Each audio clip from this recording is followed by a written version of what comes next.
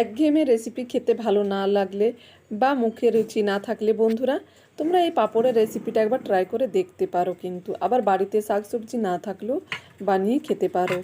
যে কোনো দিন এটা বানিয়েই খেতে পারো। এই পাঁপড়ের রেসিপিটা দুর্দান্ত লাগে, গরম গরম ভাতের সঙ্গে জাস্ট জমে যাবে বন্ধুরা, কোনো কথা হবে না। ছোট থেকে বড় সকলে চেটে পুটে খাবে। এখানে পাঁপড় নিয়ে নিয়েছি দুটো। তারপর পাঁপড়টাকে হালকা উষ্ণ গরম জলের মধ্যে আমি এটাকে 3 থেকে 4 মিনিট ভিজিয়ে নিচ্ছি। আমার পাঁপড়টা একটু ভেঙে গেছে। আর একটা বড় সাইজের আলুকে আমি একটু গ্রেটারের সাহায্যে গ্রেট করে নিয়েছি। তবে এটা কিন্তু মেশাবেন না, গ্রেটারের সাহায্যে গ্রেট করে নেবেন বন্ধুরা, কোনো কাঁটা চামচ দিয়ে ম্যাশ করবেন না এই আলুটা। তারপর পাঁপড়টা 4-5 মিনিট পর আমি একটা সুতির কাপড়ের মধ্যে রেখে দিচ্ছি, যাতে ওর এক্সট্রা জলটা একটু শুকিয়ে যায়। এইভাবে রাখলে কিন্তু এক্সট্রা জলটা টেনে নেবে। এদিকে কড়ার মধ্যে আমি 1 চামচ সরষের তেল দিয়ে দিচ্ছি। তার মধ্যে কিছু গুঁড়ো মশলা দিয়ে দিচ্ছি, হলুদ গুঁড়ো, জিরে গুঁড়ো, ধনে গুঁড়ো আর একটু লঙ্কা দিয়ে দিয়েছি।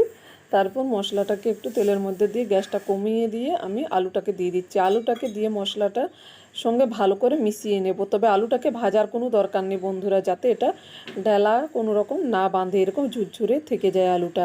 তো নাড়াচাড়া করে নিয়ে আমি এটাকে একটা প্লেটের মধ্যে উঠিয়ে নিচ্ছি। তারপর এটা ঠান্ডা করে নেব। ঠান্ডা করে নিয়ে এখন আমি পাঁপড়টা উঠিয়ে নিয়েছি। জলটাও দেখুন টেনে নিয়েছি এক্সট্রা। তবে আমার এখন আবারও একটু জল লাগবে, পাঁপড়ের গায়ে দেব। তার আগে আমি আলুর পুরটা দিয়ে দিচ্ছি এখানে। তারপর সাইড দিয়ে অল্প হাতে করে জল লাগিয়ে নিয়ে আমি পাঁপড়টাকে মুড়ে নেব রোলের মতো করে বন্ধুরা।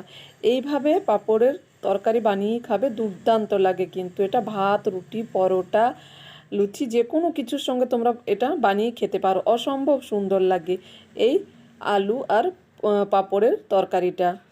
আর এই রেসিপিটা তোমাদেরকে ভালো লাগলে আমায় কমেন্ট করে জানাতে ভুলো না বন্ধুরা। তোমরা কোথা থেকে দেখছো ভিডিওটা অবশ্যই আমাকে কমেন্ট বক্সে একটু কমেন্ট করে জানিয়ে দিও। এতে করে আমার তোমাদেরকে ধন্যবাদ দিতে অনেক অনেক সুবিধা হবে বন্ধুরা। তাছাড়া আমি বুঝতে পারি না তোমরা কোথা থেকে ভিডিওটা দেখছো। তো দেখো, কথা বলতে বলতে এটাকে আমি রোল মতো করে মুড়ে নিয়েছি।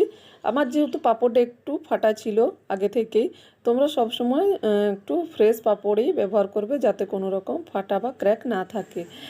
আমি এভাবে রোলগুলো বানিয়ে নিচ্ছি। তারপর কড়ার মধ্যে আবারও 2 চামচ সরষের তেল দিয়ে দিয়েছি। তেলটাকে ভালো করে গরম করে নিয়ে আমি এখন পাঁপড়টাকে ভেজে নেব। আমি দুজনের জন্য বানাচ্ছি, তাই 2টো পাঁপড় নিয়েছি। তোমরা যার যেরকম পাঁপড় দরকার হবে সেই অনুপাতে পাঁপড়টা নিয়ে নেবে। এখন আমি একটা পিঠ ভেজে নিয়ে তারপর অপর পিঠটা ভেজে নেব। পাঁপড়গুলো কিন্তু খুব অল্প সময়ের মধ্যে ভাজা হয়ে যায়, এটা ভাজতে খুব বেশি সময় লাগে না বন্ধুরা। ভেজে উঠিয়ে নিচ্ছি। তারপর ছুরি দিয়ে মাঝ বরাবর পাঁপড়টা কেটে নেব। আমি কাটাটা দেখাচ্ছি না, আর মাঝ বরাবর কেটে নিলেই হবে, এটা কিন্তু ভাঙবে না।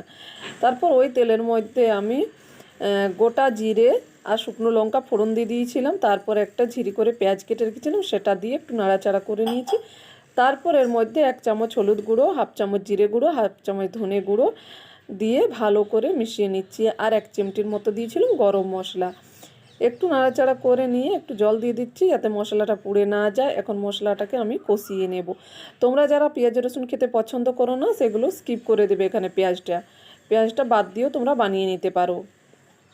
মশলাটা কষানো হয়ে গেছে, মশলা থেকে তেল ছেড়ে দিয়েছে। এখন আমি 2টো আলু আগে থেকে সেদ্ধ করে রেখেছিলাম, তবে এগুলো ছোটো আলু, খুব বেশি বড় আলু আমি এখানে দিইনি।